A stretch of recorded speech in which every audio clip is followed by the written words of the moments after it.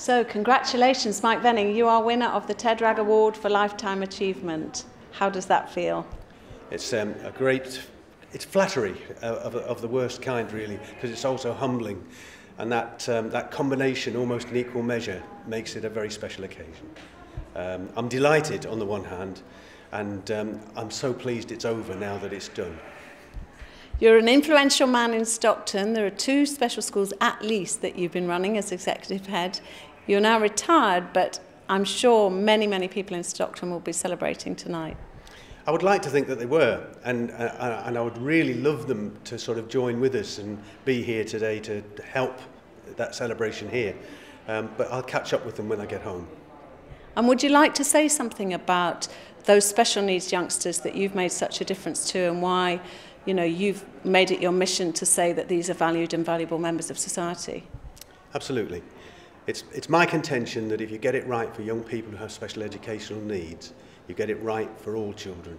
And I believe that all children have the right to a proper education. So therefore I start with those that need to be perfectly integrated first, and that's always been my priority. Thank you. Patrick, I wonder if we could just ask you a little bit about influences on you in education. We know you had a great English teacher. Could you tell us about him? Well, I was a secondary modern school boy, an 11+ failure, and in my second year I got a new English teacher who was the first person to put a copy of Shakespeare into my hand, was the first person to suggest I should read it out loud and not to myself, that it wasn't a dramatic poem, it was a play. First put me in a play with adults in front of a live audience, and finally, just before I left school, said to me, have you ever thought of taking this up as a career? Which I certainly hadn't. His name is Cecil Dormand, and I'm happy to say that he's still very much with us, and I think maybe the proudest moment of my life was 5 years ago when, as Chancellor of the University of Huddersfield, I presented him with an honorary doctorate and was able to speak about his life and his career, because it was an extraordinary life and a career. These individuals touch our lives, as it's clear from the film. Mike has done the lives of many children in a way and at an age, at a time when it's irreplaceable in the impact that it can have on a child and his future development. Because, as I said just now on the stage, all of the good things that have happened to me professionally would never have happened without that English teacher.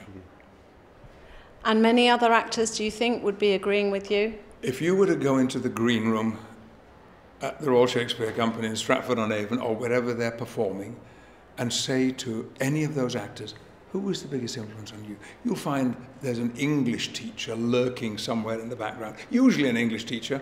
Occasionally it might be history, or it might even be mathematics, but usually it's a teacher who had a love for language, and that he imparted that to the student.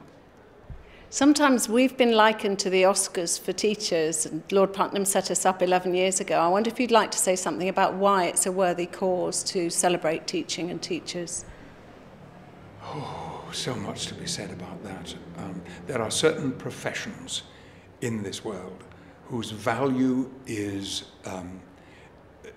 beyond price in terms of the impact that they can have on people's lives.